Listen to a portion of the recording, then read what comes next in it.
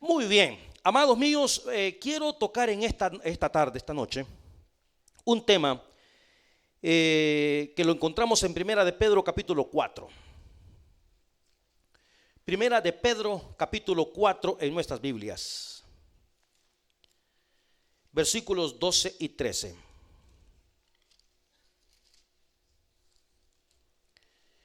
Para mí es un tema de suma importancia. He titulado al estudio de esta tarde, una fe a prueba de todo. Una fe a prueba de todo. Y quiero explicar cuál es esa fe a prueba de todo. ¿De qué se trata? ¿Cómo funciona? ¿Qué es eso? En mi rancho dirían, ¿qué es eso? Pero ya más refinadito, ¿qué es eso? Primera de Pedro capítulo 4 versículo 12 y vamos a leer juntos dos versículos, por favor, que se escuche. La palabra dice así: amados, no os sorprendáis que ha sobrevenido como si alguna cosa extraña os aconteciese, sino gozaos por cuanto sois participantes de los padecimientos de Cristo, para que también en la revelación de su gloria os gocéis con gran alegría. Padre, háblanos al corazón, exhórtanos, amonéstanos en esta tarde y ayúdanos a poner nuestra fe en el lugar donde debe de estar. Bendice tu palabra en nuestros corazones, en el nombre de Jesús. Amén. La vida cristiana está llena de pruebas, de dificultades, de tribulaciones. ¿Y por qué? Porque la fe de los cristianos es probada. ¿Cuándo, pastor? Always. Eso quiere decir siempre. La palabra que tenemos enfrente en el versículo 12 dice: no se sorprenda, y escuche, del fuego de prueba como si fuera alguna cosa extraña. Yo sinceramente le digo, no entiendo cómo algunos cristianos, cuando les viene una prueba, la toman como si fuera una cosa del otro mundo. Ay, Dios mío, ¿por qué? Si el versículo está diciendo, no se extrañe, como si alguna cosa rara, ¿verdad? Mira, hay personas que le viene una prueba y aún llegan a pensar que es un castigo de Dios. Llegan a sentirse inútiles, inmundos por lo que les está pasando. Las pruebas son parte de la vida cristiana. La fe se somete a prueba. ¿Por qué, pastor? Por una sencilla razón. Dios quiere probar si nuestra fe es auténtica. Sencillo. Dios quiere, igual que el oro. ¿Acaso no ha leído usted Primera de Pedro capítulo 1 versículo 7? Vamos a verlo. Primera de Pedro capítulo 1 versículo 7. Para que sometida a prueba el que vuestra fe mucho más preciosa que el oro, el cual aunque perecedero se prueba ¿cómo? Con fuego. Entonces la fe nuestra se prueba para ver si es auténtica. Nunca se la han bajado a usted queriendo venderle algo que no es de oro. ¿Verdad que sí? El oro se prueba con fuego. La fe es probada con pruebas, con dificultades, con situaciones. Es probada. ¿Para qué? Para ver si es auténtica. ¿Ok? Para ver si es auténtica. La fe nunca nos exime de las pruebas de la vida. Creer en Cristo no significa, se terminaron mis problemas. No, ese es un evangelio barato. Eso no lo enseña la Biblia. La fe no nos exime de las pruebas de la vida. Al contrario, es la que nos sostiene mientras pasamos la prueba. Y además de eso, la fe nos hace madurar, iglesia. Las pruebas en la vida cristiana se pueden presentar de diferentes maneras, de diferentes formas. Se presenta como enfermedades, se presenta con desempleo, perdió el trabajo, usted no sabe qué hacer. Se presentan conflictos matrimoniales, se presentan problemas financieros, en dudas, se presenta en desánimo o luchas personales. Y otra cosa que hay que entender, no todas las pruebas duran lo mismo. Unas son cortas, otras son para toda la vida. Pero al igual que las tormentas, también vienen en diversos grados de intensidad. Las pruebas llegan a la vida de los cristianos siempre. Usted nunca puede medir, ni nunca podrá medir la firmeza de su fe a menos que usted haya pasado por una prueba. Entonces, yo quiero hablar de una fe a prueba de todo. Y todo es todo, mis amados hermanos. ¿Por qué la fe es probada? En el Evangelio de Juan hay una porción de la Escritura donde Jesucristo le dice a la samaritana que Dios, ponga atención porque esa es una cosa bien importante, Dios busca adoradores que le adoren como se les ronca su gana. No. Dios busca verdaderos adoradores. Eso es lo que busca Dios. Dios no busca gritones superficiales. Yo le tengo miedo a esa gente. Una persona que hace demasiado alarde de su adoración, yo le tengo miedo. Dios no busca gritones superficiales. No lo vamos a buscar, pero cuando llegue a su casa, usted en el capítulo 15 del libro de Éxodo, Dios hace pasar al pueblo de Israel el Mar Rojo. Y en ese capítulo tenemos nosotros, dice, si usted lee despacito, se va a dar cuenta que el pueblo de Israel, escuche, cantó, danzó y exaltaron la grandeza de Dios, porque los había pasado el Mar Rojo. Y usted sigue leyendo, y en los últimos versículos del capítulo 15 dice, y el pueblo caminó por 3 días. Y llegaron a unas aguas que le pusieron el nombre de Mara, porque las aguas eran amargas. Y el siguiente versículo dice, y el pueblo comenzó a murmurar contra Dios y contra Moisés. Lo mismo que al principio del capítulo habían cantado, danzado y exaltado la grandeza de Dios, ahora están diciéndole este Dios no sirve. ¿Qué eran estos? ¿Eran verdaderos adoradores? No, eran gritones superficiales. No es lo que la gente habla, porque hay gente que para hablar, hermano, son muy buenos. Pero la fe no es lo que uno dice, la fe se modela. Y se modela de la mejor forma, en las buenas y en las malas. La fe se modela cuando tenemos trabajo y cuando no tenemos trabajo. La fe se modela cuando estamos sanos y cuando estamos enfermos. La fe se modela cuando me siento bien y cuando me siento mal. La fe se modela cuando mi matrimonio funciona y cuando tengo dificultades en mi matrimonio. La fe se camina, la fe se modela, la fe se vive. Dios anda buscando adoradores que le adoren en espíritu y en verdad. Y estoy hablando de una fe a prueba de todo. Un verdadero adorador es aquel que ha aprendido a confiar en Dios aún en medio de la tormenta, aún en medio de la dificultad. La fe produce madurez. La fe produce madurez. ¿Por qué? Si usted comienza su vida cristiana y le viene una dificultad y a la primera dificultad que le viene sale corriendo por la punta izquierda, ¿cuándo en la vida va a aprender usted? ¿Cuándo va a aprender usted? La fe produce madurez en el creyente. Un creyente inmaduro tarde o temprano mostrará su inmadurez o sus niñerías cristianas. Platicaba con una persona y me decía, estuve platicando con fulano de tal, ese brother no cambia, me dijo. Y le dije, no cambia ni va a cambiar nunca, a menos que Dios haga y Él le permita a Dios hacer el milagro.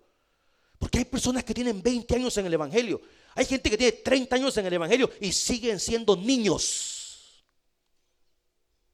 El conocimiento no necesariamente significa madurez. Hay gente que tiene mucho conocimiento, pero siguen comportándose con niñerías y con tonteras. Siguen culpando el evangelio, siguen culpando a los hermanos, siguen culpando aquí, siguen culpando allá, siguen haciendo. Esas son niñerías. Tarde o temprano mostrará esa inmadurez.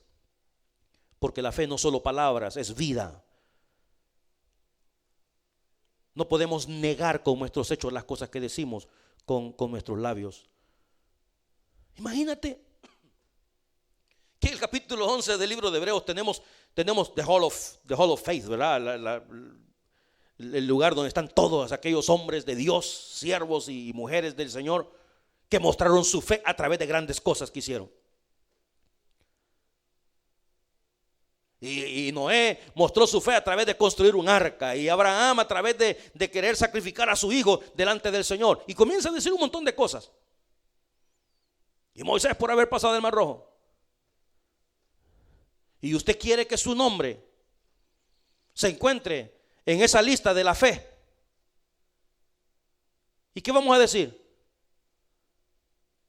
No, yo no aparezco ahí. Porque por sus niñerías, porque no lo tomaron en cuenta, porque esa expresión, no me tomaron en cuenta, no me pusieron en este comité, no me pusieron en el otro. Es que la hermana me hizo mala cara, es que me pellizcaron al niño, me lo dejaron llorar demasiado. Todo ese montón de niñerías. Usted no ha conocido la fe. ¿Cuál es la fe a prueba de todo? Quiero hablar de 5 cosas y las voy a hablar rápidamente, porque les voy a dar una serie en un sermón nada más.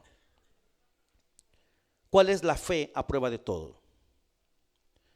En primer lugar, es la que entiende, y le digo esto, hermano, despacito, de todas maneras está gratis en el internet para que lo escuche en otra oportunidad.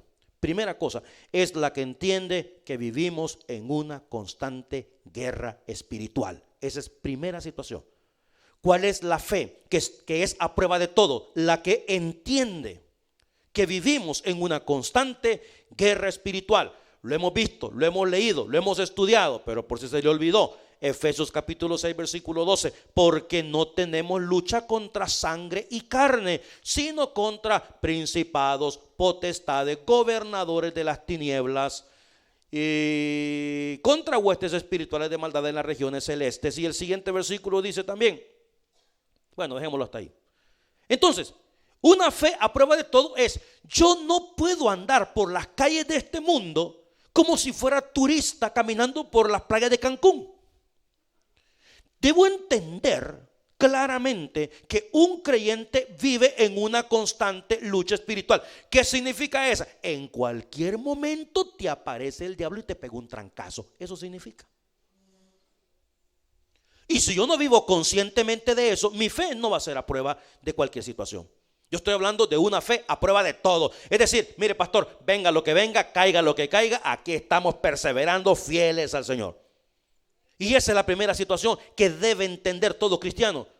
Yo vivo en una constante batalla espiritual. El diablo va a atacar a mi marido, el diablo va a atacar a mi mujer, el diablo va a atacar a mis hijos, el diablo me va a atacar a mí en el trabajo, el diablo me va a atacar a mí con mis vecinos, el diablo me va a atacar a mí con mis familiares. Y la palabra me dice, nuestra lucha no es contra carne y sangre, es contra huestes. Mira, escúchame esto. Toda situación que te arranca, que te roba la paz del corazón, tiene una implicación espiritual. Porque Dios es un Dios de paz. Pero todo aquello que te roba la paz del corazón, ese problema que tiene usted con su hijo, que no puede hablar con su hijo de una manera tranquila porque siempre terminan enojados, siempre terminan molestos, siempre se levanta, dice 3, 4 groserías cuando se levanta y la deja usted llorando ahí en esa mesa. Hay una connotación espiritual ahí. Entonces yo debo entender que nuestra lucha no es contra personas, es el diablo que quiere destruir tu vida. Porque mire hermano, en este mundo solo hay 2 reinos, el reino de Dios y el reino de las tinieblas. Y cuando una persona que ha pertenecido al reino de las tinieblas, que ha vivido para servir a su majestad el diablo y que ha hecho toda la santa voluntad del diablo, se convierte al evangelio, abandona el reino de las tinieblas y el Señor nos lleva de las tinieblas a la luz admirable de Jesucristo. Cuando usted dice, mire Señor, yo ya no pertenezco más a usted, ahora la sangre de Cristo me ha lavado, la sangre de Cristo me ha purificado, ahora yo pertenezco a mi Señor, ya no quiero más nada con usted. ¿Usted cree que el diablo se queda tranquilo? Mire hermano, este mundo funciona igual. Yo me acuerdo que una vez uno de los grandes comandantes de la guerrilla en mi país hace tantos y tantos años, se convirtió al evangelio. Se convierte al evangelio y el hombre quiere comenzar a ser una persona de bien. ¿Usted cree que los altos mandos de la guerrilla lo dejaron tranquilo? No, señor. No, se tuvo que intervenir y pedir una ayuda internacional y buscar la manera de sacarlo de ahí porque lo estaban comenzando. ¿Por qué? Porque él tenía mucha información. Y él podía utilizar toda esa información en contra de la organización. Así funciona el mundo. ¿Cómo cree usted que funciona el diablo? Cuando usted dice, ya no pertenezco más a este reino de las tinieblas, ahora pertenezco al reino de nuestro Señor Jesucristo. Diablo, antes usted era mi amo, ahora mi amo es Jesús el Señor. Y usted piensa que el diablo va a decir, no hay problema, pues que le vaya bien. No, te va a perseguir, mi hermano. Y te va a poner problemas con tu esposo, y te va a poner problemas con tu esposa. Y vas a tener dificultades con tus hijos y problemas en el trabajo. Y va a haber momentos incluso que va a tener problemas hasta con usted mismo. Ya cuando alguien dice, es que ni yo me entiendo, Dios mío. No se puede descuidar, tenemos un enemigo. Ahora, la Biblia también nos da la solución para esto. Pastor, ¿y qué es lo que hay que hacer? Hay que tener toda la armadura de Dios bien puesta. Hay que tener toda la armadura del Señor bien puesta. Y la fe viene por el oír de la palabra. Yo tengo que estar fortalecido para cuando venga la dificultad, para cuando venga el problema, yo voy a saber que estoy atravesando por eso. Y recuerda, la fe no te exime de la prueba, es la que te sostiene en medio de la prueba. Es la que te sostiene. Entonces yo debo entender que vivimos en una constante guerra espiritual. Esa es la primera cosa, ¿ok? Hay que tener discernimiento. Tarde o temprano el enemigo te va a atacar. Yo debo aprender a atravesar por esa etapa que va a surgir en mi vida. Los creyentes vivimos una lucha continua contra los poderes de las tinieblas, ¿ok? Número 1. Número 2. Yo debo entender la naturaleza del reino de Dios. Ahora yo pertenezco a un nuevo reino. Yo debo entender la naturaleza de este reino. ¿Qué significa eso, pastor? Bueno, significa que en este reino al que Dios nos ha traído es un reino de gente imperfecta. ¿Ok? ¿O usted conoce una iglesia perfecta? ¿Conoce a unos hermanos de otra iglesia que son perfectos? Entonces, yo debo entender eso. Esa es la naturaleza del reino al que Dios me ha traído. Es parte. Entonces, Filipenses 1:6 dice: estando persuadido de esto, que el que comenzó en vosotros la buena obra, la perfeccionará. ¿Cuándo, pastor? Hasta el día de Jesucristo. Quiere decir que todos los días Dios está perfeccionando la obra en nuestra vida. No somos perfectos. ¿Cuándo nos vamos a graduar? El día que lo tenga usted en esta mesa que está aquí enfrente. En una caja de madera, tieso, cabalmente. Ahí se graduó. Mientras tanto, no somos perfectos. Somos personas que luchamos todos los días de nuestra vida. Luchamos y batallamos. Y cuando ya nosotros nos acostumbramos a obedecer, cuando nos acostumbramos a caminar de la mano del Señor, es un poco más fácil. Cuando tenemos discernimiento espiritual, es más fácil. ¿Por qué? Porque la experiencia en el Evangelio y el tiempo de conocer al Señor nos enseña por dónde viene el peligro. Esta persona me huele a peligro. Chao. Esta persona me huele a peligro. Chao. Con esta persona no puedo hacer negocios porque la cosa no anda bien. Nos vemos. Porque yo no voy a poner mi fe, que es más preciosa que el oro. ¿Por qué tengo yo que ponerle en dificultades cuando la Biblia me lo está diciendo con tanta claridad que me debo de alejar de esas cosas? Ese es el discernimiento divino. Eso es lo que tenemos que aprender como cristianos nosotros. Por eso es que hoy lo platicábamos con un hermano a mediodía. Le decía, no entiendo por qué las personas escuchan tanto el mensaje del Señor y terminan haciendo lo que se les ronca su gana. Y yo le decía a una persona un día de esto: si me hicieras caso una vez en la vida, le decía, si me hicieras caso una vez en la vida, te hubieras ahorrado de tantas dificultades. Pero es así. Entonces, segunda cosa, debo entender eso, la naturaleza del reino. No somos gente perfecta. Acuérdese, de todo hay en la viña del Señor. Usted dice, ay, pero es que en la iglesia hay gente hipócrita. No estoy aquí para negarlo. Sí, señora, tiene razón. Hay gente hipócrita. Pero ¿sabe qué? Dios está trabajando en ello. ¿Y cuánto tiempo? ¿Qué le importa? Usted preocúpese de cuánto tiempo va a trabajar en usted, no en el otro, en usted. Porque el que comenzó la obra la va a terminar. Proverbios 4:8, mas la senda del justo es como la luz de la aurora, que va en aumento hasta que el día es perfecto. La misma historia. Algunos no nos ha amanecido todavía, pero ahí vamos. Dios está trabajando, Dios está trabajando, Dios está trabajando. De eso se trata. Esa es la naturaleza del reino. Entonces, ¿qué quiere decir eso? Que yo no puedo, ya vengo a la iglesia y mire, pastor, bien contento, y me salió una señora ahí bien enojada. Usted. Ajá, ¿y qué? Ah, no, yo ya no vengo. Usted no ha entendido la naturaleza de la iglesia de Jesucristo. Entonces usted me podrá decir, pero es que la verdad que yo no estoy obligado a estar aguantando a esta gente. ¿Really? Entonces le tengo 2 versículos más. Efesios 4:2. Lo que le hace falta a usted, mire, it's coming. O sea, a las 9, aquí está. Con toda humildad y mansedumbre, ¿qué es lo que hay que hacer? Soportarnos con paciencia los unos a los otros en amor. Si usted no tiene la humildad ni la mansedumbre para soportarse, para soportar a otros hermanos, si usted no tiene la paciencia para soportar a otros hermanos, déjeme decirle algo, usted todavía no se ha conquistado a sí mismo. Hay cosas que no podemos conquistar en la vida si no nos conquistamos a nosotros mismos primero. Si nosotros somos llevados o nos dejamos llevar por nuestra falta de humildad, por nuestra soberbia, nuestra altivez y nuestro orgullo, y usted piensa que usted es primero antes que cualquier otra persona, a usted no le ha amanecido, mi hijo. Usted no entiende esta palabra, porque Dios te está diciendo, ese hermanito difícil de soportar, yo quiero que tú me lo trates con humildad, que me lo trates con mansedumbre, quiero que lo soportes con paciencia hasta que yo haga la obra en esa persona. Y cuando esa persona vea el amor con el que tú lo estás tratando, esa persona puede reflexionar y decir, verdaderamente debo de cambiar. Pero si usted se pone en la misma posición de esa persona, ¿sabe qué pasa? Hay 2 malcriados que están peleando. Hay 2 malcriados que están peleando.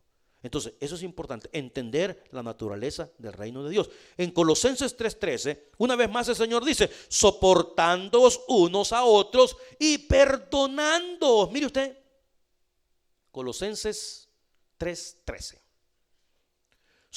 Una vez más la palabra soportar. Hermano, le pregunto una cosa, ¿es fácil soportar a la gente? ¿Y quién dijo que es fácil, pues?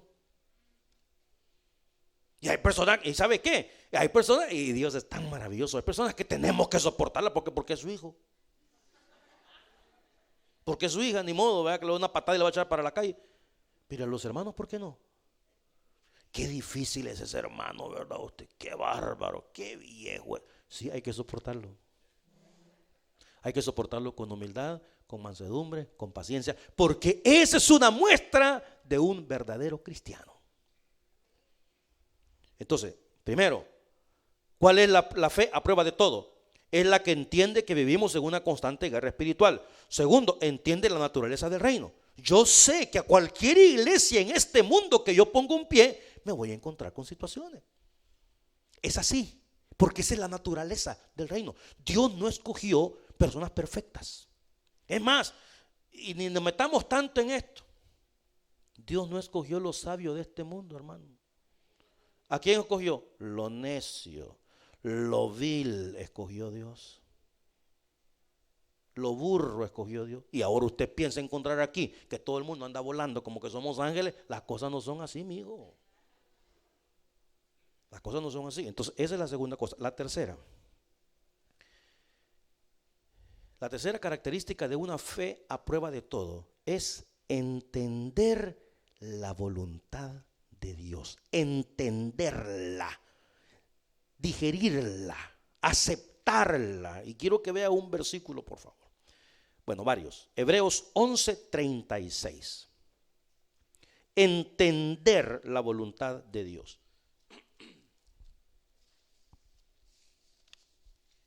Y le explico. Hebreos 11:36. Dice la palabra. Vamos a leer el 36 al 39. Otros, ponga atención, experimentaron vituperios. Está hablando de creyentes, ¿ok? Otros que experimentaron azotes. Y además de esto, ¿qué cosas experimentaron? Prisiones, cárceles. Mire lo que dice después.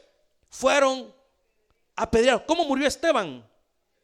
Apedreado. Fueron aserrados, puestos a prueba, muertos a filo de espada. Anduvieron de acá para allá cubiertos de pieles de ovejas y de cabra. Pobres, angustiados, maltratados. Hey, ¿ya se dio cuenta el capítulo que estamos leyendo? ¿Cuál es? ¿Hebreos qué?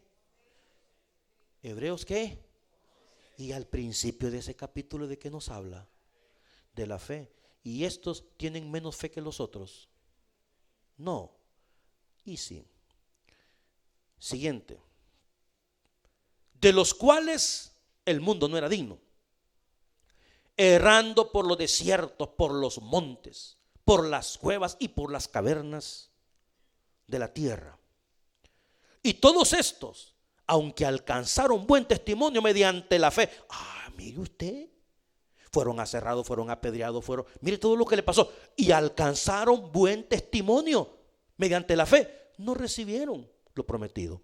Entonces, es decir, las cosas, quiero por favor que entienda esto, cuando hablo de este punto estoy hablando de entender la voluntad de Dios.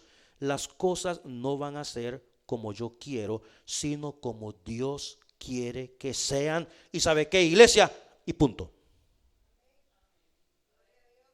Y punto. Hay un problema con ciertos pasajes de las Sagradas Escrituras. Y miren, Dios libró a Sadrac, Mesac y Abednego del horno de fuego, ¿no es cierto?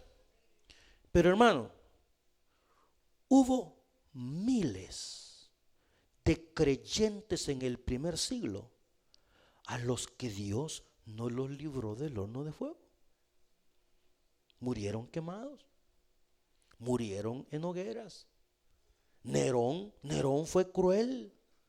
Nerón utilizaba a los cristianos para iluminar su coliseo. Dicen algunos, ¿verdad?, escritores, que hay un montón de posiciones al respecto, que el hombre se subía en su carruaje desnudo y le daba vuelta al coliseo con los creyentes sirviendo de lumbrera. Después se incendió Roma. Dicen que por 9 años todavía duró un montón de situaciones por las que atravesaron los creyentes. No, nosotros nos vamos a Sadrac, Mesac y Abednego. Así como Dios libró, sí, pero por el amor de Dios pongamos las cosas en la balanza. ¿Y qué pasó con los otros miles de creyentes en el primer siglo que murieron de esa manera? Entonces, ¿cuál es la mentalidad de muchos creyentes? Si a mí no me libra Dios como libró a Sadrac, Mesac y Abednego, entonces yo ya no sigo en el evangelio. Ese es el problema. Estoy hablando de entender la voluntad de Dios. Gócese en la salvación que Dios le ha dado. Gócese en el conocimiento que tiene de Jesucristo. Alabe a Dios por esa maravilla de tenerlo a Él como un Padre. Si te salva del horno de fuego, bendito sea tu nombre. Pero si no te salva del horno de fuego y te dice it's time to come home, gócese y regocíjese también delante de Dios. La voluntad del Señor no es como yo quiero. ¿Cuántos creyentes hoy en día me deben estar escuchando que están molestos con Dios, que están enojados con Dios porque las cosas no les salieron como ellos querían? Dios libró a Daniel de los leones. Sí, hermano, pero miles de creyentes murieron por fieras. Y todavía lo sacan en películas. ¿No ve usted cómo sacan a los creyentes en el coliseo y sacan a los leones hambrientos y se los devoran? Dios libró a Daniel porque Dios quiso en su santa voluntad librar a Daniel, pero permitió que pasaran estas cosas también. Y eso no lo hace a Dios un Dios falto de amor. Dios sigue siendo justo, Él es Dios. El problema es que nuestra mente finita no logra comprender los designios del Señor. Y nosotros pensamos que tenemos a un Dios de 80 años. Tenemos a un Dios que va a velar por nuestras necesidades mientras tenemos vida, mientras nosotros vivimos en este espacio. Dios es el Dios de lo eterno, mi hermano. Y yo he escuchado personas que dicen a mí, mira, un día me dijo un viejo, ¿y a mí qué me importa el cielo? Me dijo, si estoy fregado aquí en la tierra. A mí qué me importa la eternidad, me dijo, a mí me importa aquí donde estoy viviendo en este momento. Claro, porque no comprende a Dios, no entiende a Dios. No se puede meter a Dios en su pobre cerebro. Dios es el Dios de la eternidad. Es el Dios, el Dios que no tiene principio y fin.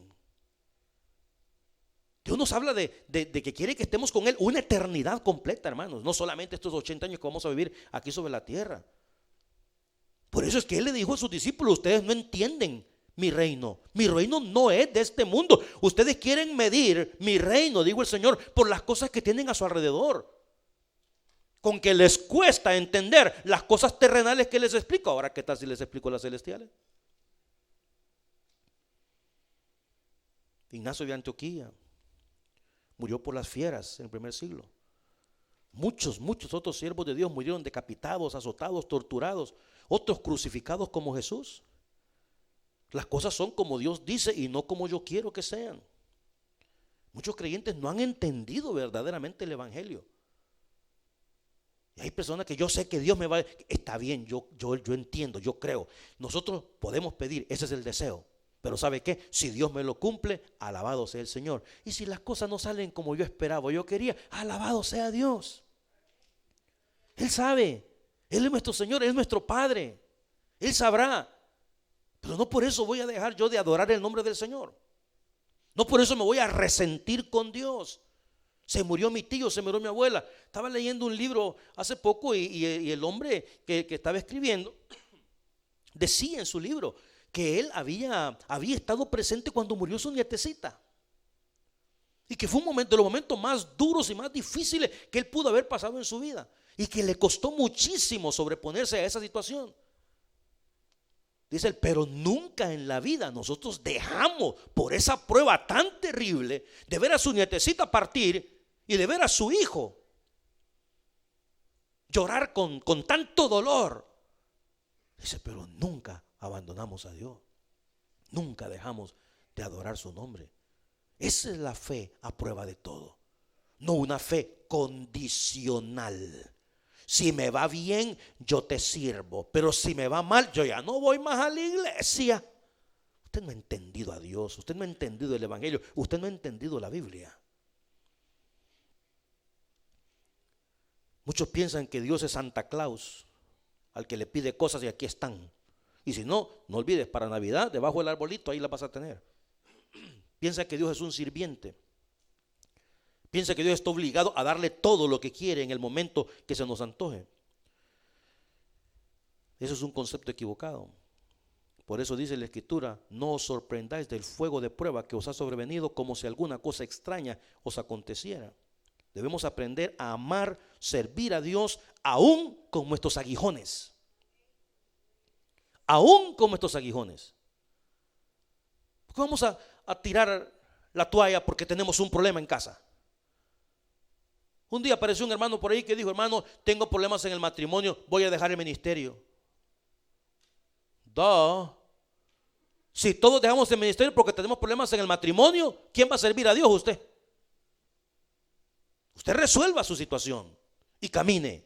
Usted resuelva su situación y siga leyendo la palabra y siga buscando a Dios en oración y resuelva sus problemas en casa. Aún con nuestros aguijones. Bueno, la fe a prueba de todo. ¿Cuáles son las características? La primera es la que entiende que vivimos en una constante guerra espiritual. La segunda es la que entiende la naturaleza del reino. Gente imperfecta alabando a Dios, gente imperfecta sirviendo al cielo, sirviendo al Señor. En tercer lugar, es la gente que entiende la voluntad de Dios. Vamos a pedir, vamos a clamar, vamos a creer, vamos a esperar.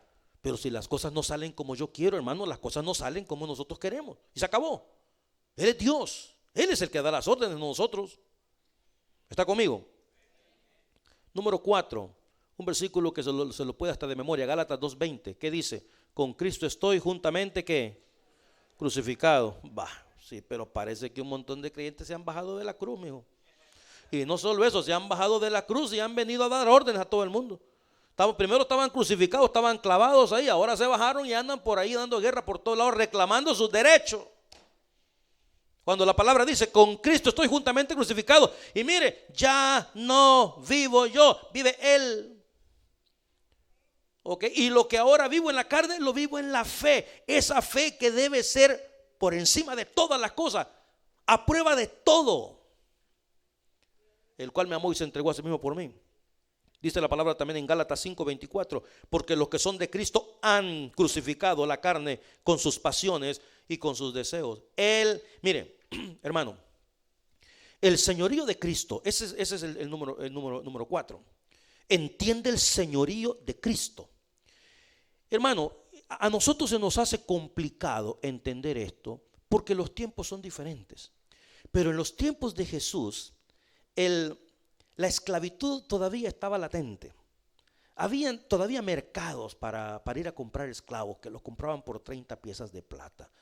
Entonces usted tenía esclavos. ¿Y cómo se hacía la gente de los esclavos? Bueno, personas que le debían a usted una cantidad de dinero, por un lado, nunca se lo pudieron pagar, y entonces venían y eran esclavos suyos.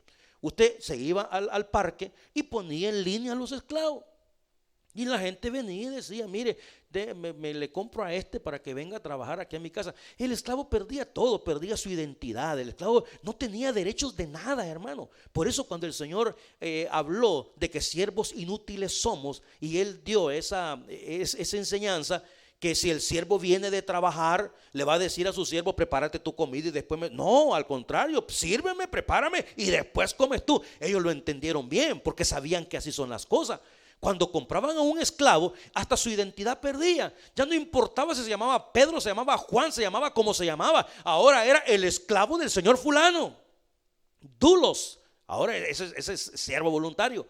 Y la persona venía a su casa a ser el siervo suyo. Esa expresión que a mí no mucho me gusta, haciendo tan pesada. Eso de que se llama sirvienta. Pero es el siervo.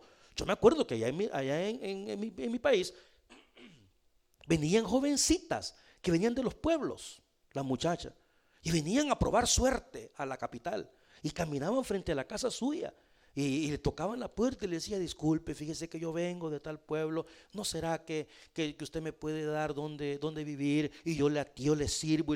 Y algunas de ellas usted le decía, mire, pues venga, quédese con nosotros aquí. Y tu familia, no, pues allá la tengo, ¿verdad? En San Juan, calzones cortos, lejos de aquí.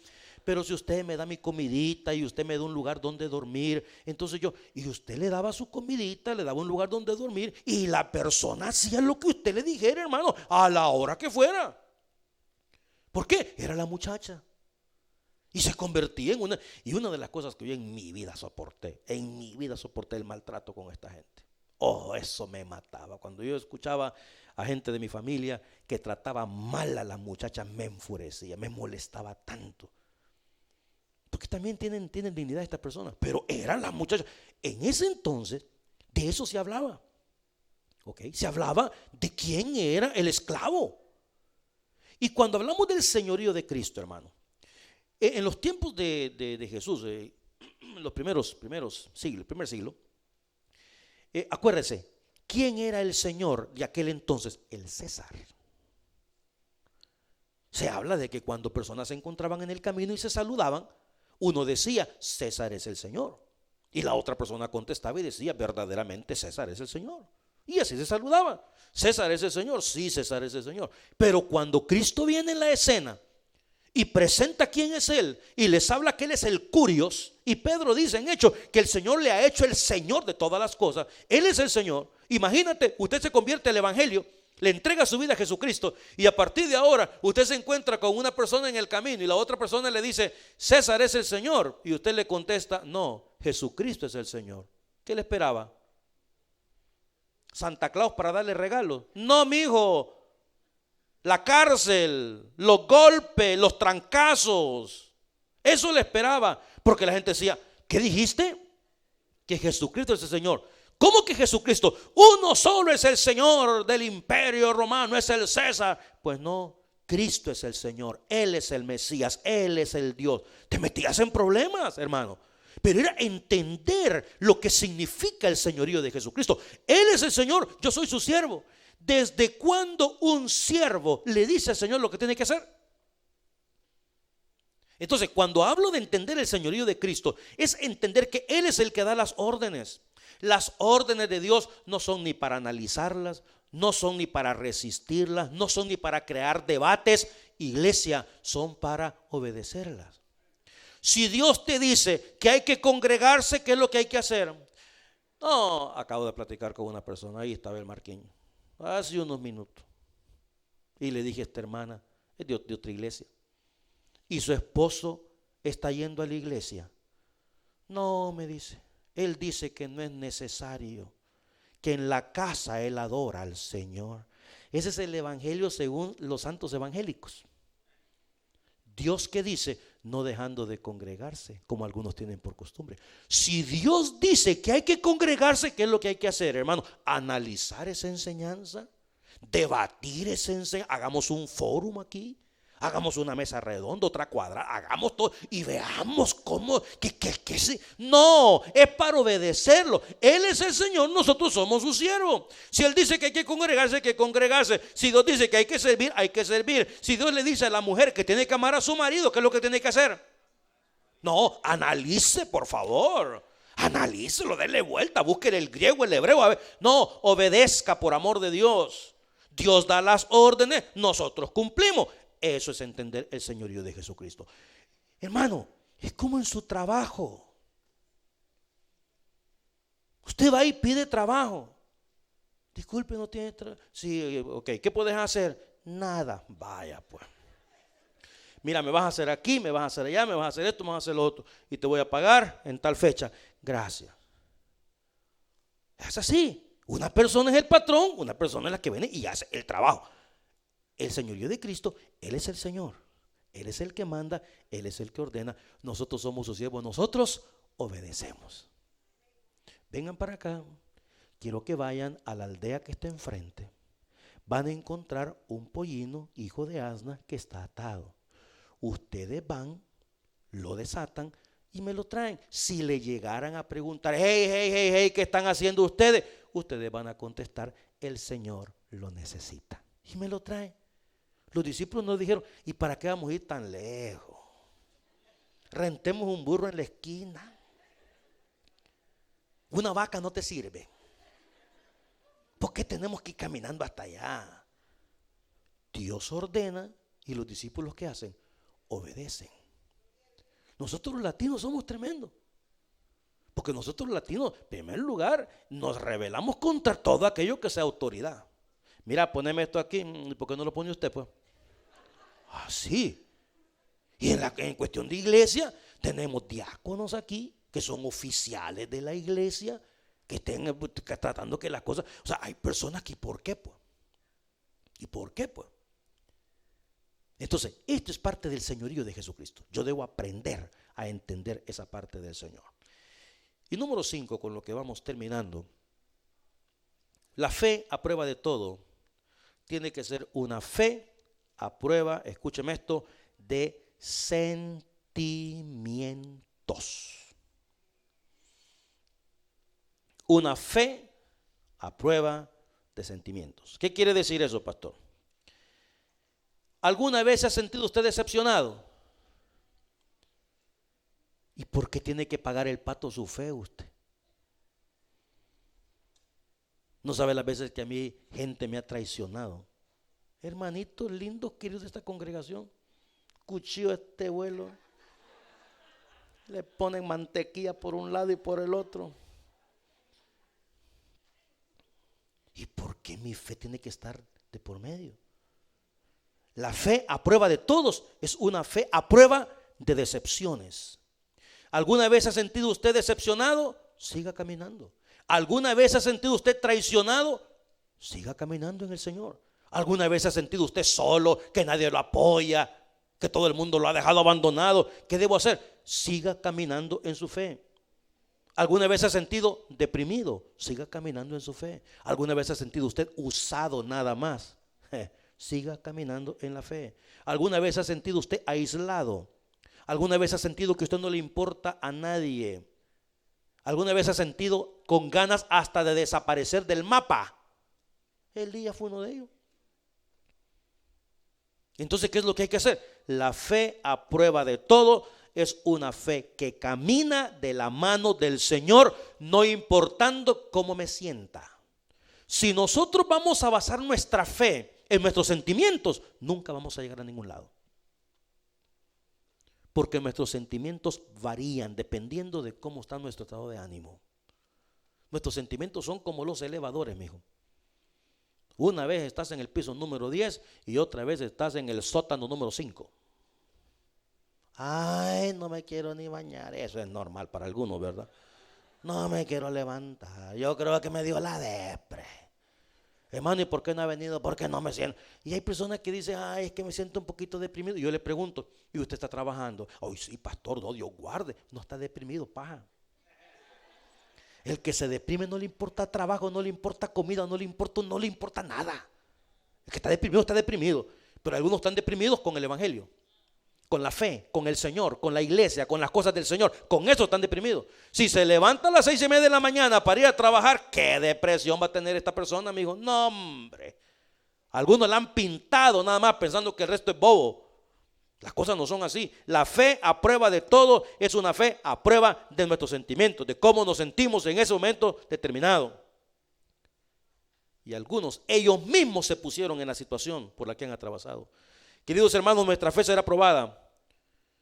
Dios le pidió a Abraham a su propio hijo y no se lo rehusó. Imagínate cómo vamos a comparar nosotros nuestra fe con la de Abraham. Imagínate. Alguien dijo que la fe a prueba de todo es inerte a la duda, insensible al desánimo, ciega a lo imposible. El creyente debe alzar su mano sobre las nubes amenazantes y aferrarnos al único que tiene el poder en el cielo y en la tierra. ¿Qué espera Dios al final de la prueba? ¿Qué espera Dios? Primera de Pedro 1:7 dice, para que sometida a prueba vuestra fe, mucho más preciosa que el oro, el cual aunque perecedero se prueba con fuego, escucha esto, sea hallada ¿en qué? Aleluya, gloria y honra cuando sea manifestado Jesucristo. Si este día perdemos todo lo que tenemos en esta tierra, hermano, como eso terrible que ocurrió en Londres este día con ese edificio que se quemó y decían las personas, vimos el infierno completo con el incendio de un edificio, creo que 14 pisos, no me acuerdo cuánto. Era una cosa, verlo por televisión. Gentes dicen que se lanzaron por las ventanas, por la situación terrible. Si llegáramos a perder todo lo que tenemos, recuerde los principios bíblicos. Jehová dio, Jehová quitó, sea el nombre del Señor bendito. Esa es la fe a prueba de todo. No hay razón, no debería existir razón por la que un creyente abandone el evangelio. No debería existir razón por la que un creyente abandone la fe. No, Señor. Bajo ninguna circunstancia. Las pruebas son parte de la vida cristiana, de una manera o de otra manera. Un día puede ser tu matrimonio, otro día puede ser con tus hijos, otro día puede ser una enfermedad, otro día puede ser una depresión, otro día puede ser que te sientes mal, otro día puede ser lo que sea. No hay razón, no hay motivo, no hay circunstancia por cual abandonar nuestra fe, porque nuestra fe es más preciosa que el oro. Y además, amados míos, a Dios hay que amarlo y servirle por lo que Él es, no por lo que Él te puede dar o dejar de dar. Él murió en la cruz por nosotros. Él se entregó para que usted y yo podamos disfrutar de la gloria venidera. Hay que amar a Dios por lo que Él es. Nadie merece tener lo que tiene porque todos somos pecadores. No merecemos, lo tenemos porque Él es grande. Lo tenemos por su misericordia y por su gracia. Pero así como Él nos lo dio, también te puede dar una enseñanza cualquier día. Te lo puede quitar para ver cuál va a ser tu reacción. Y ahí se va a notar dónde está tu fe. La fe del creyente debe ser una fe a prueba de todo, porque hemos sido salvos y un día estaremos ante la presencia del Señor Jesucristo. Debe ser una fe hasta que Cristo venga, mi hermano. Amén. Vamos a orar. Démosle gracias al Señor. Padre querido, te pedimos perdón por todas aquellas ocasiones donde hemos dudado de ti y hemos puesto nuestra fe en duda. Entendemos por tu palabra, Señor, que nuestra fe es más preciosa que el oro. Y entendemos también que la fe es probada, porque tú buscas adoradores que te adoren en espíritu y en verdad. Permite, Señor, que podamos tomarnos fuertemente de tu mano. Entendemos nuestra debilidad, pero al mismo tiempo entendremos la fuerza que tú tienes al tomarnos de la mano y levantarnos. Te adoramos y te exaltamos en esta noche, Señor. Permite que nuestra fe pueda ser una fe a prueba de todo, de calumnias, de rechazo, una fe a prueba de dolor, una fe a prueba de sufrimiento, una fe a prueba de traiciones, de falsos hermanos, una fe a prueba de todo. Que al comenzar y terminar el día podamos doblar nuestras rodillas en gratitud delante del cielo y agradecer a Dios por haber tenido misericordia de nosotros. Te alabamos, te adoramos y te bendecimos, Señor. Santo, eres santo por la eternidad. Bendito sea tu nombre por siempre. Obra en nuestras almas, obra en nuestras vidas, Señor. Obra en nuestros corazones. Danos esa fuerza del cielo que necesitamos para seguir adelante. Oramos por aquellas personas que en estos momentos están atravesando alguna crisis espiritual, Señor. Están confundidos, pero que te han dado la espalda. Oramos por ellos, clamamos por esas almas para que puedan volver a la fuente del gozo, a la fuente que fortalece nuestra fe, a Dios mismo, al Cristo de la gloria. Mientras todos oramos en esta hora, si usted nunca antes ha recibido a Cristo en su corazón, pero usted quisiera entregarle su vida a Jesús, quisiera darle a usted la oportunidad, que no vuelva a casa de la misma manera como llegó, sino que se lleve a Cristo en el corazón. Si usted me dice, pastor, yo nunca antes le he entregado mi vida al Señor, pero siento el deseo en este momento de recibir a Jesús como el Salvador de mi vida. Si hay alguien que quiere recibir a Cristo, lo invitamos. Levante su mano. Queremos orar por usted. Hay consejeros que están alrededor del templo que eso es lo que hacen, ayudarle a usted, enseñarle cómo a través de una oración usted le puede pedir perdón a Dios y puede tener una relación personal con Jesucristo, cómo tener la bendición de Dios en su alma, en su vida, y comenzar una vida nueva tomado de la mano de nuestro Señor Jesús. Usted que nos mira por internet, usted puede hacer lo mismo a través de una oración. Dígale, Señor, en este día te pido perdón por mis pecados, me arrepiento de mis pecados, de mis faltas, Señor, y vuelvo mi mirada al Calvario y te doy gracias por lo que hiciste por mí al entregarte por mí, Señor, y derramar tu sangre para el perdón de mis pecados. Abro mi corazón y te doy gracias por tu resurrección también al tercer día, conforme a las Escrituras. Si usted hizo esta oración, queremos pedirle que crezca en el conocimiento de la palabra de Dios y en el conocimiento de la persona de nuestro Señor Jesús. Señor, gracias por tu palabra.